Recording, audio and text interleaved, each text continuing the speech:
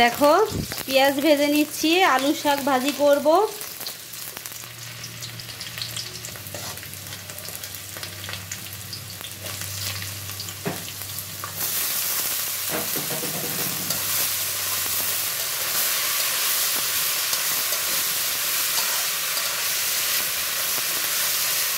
দেখো আলু শাক, আমি একটু সাথে আলুও দিয়েছি।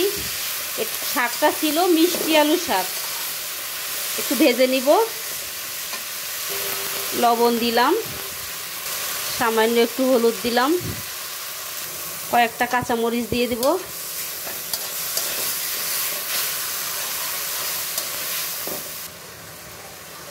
আমি এটা ঢেকে রান্না করব, অন্য জল ঠল আর কিছু ব্যবহার করব না। দেখো আলু শাকটা সুন্দরভাবে ভাজা হয়ে গেছে, আলুগুলোও সিদ্ধ হয়ে গেছে।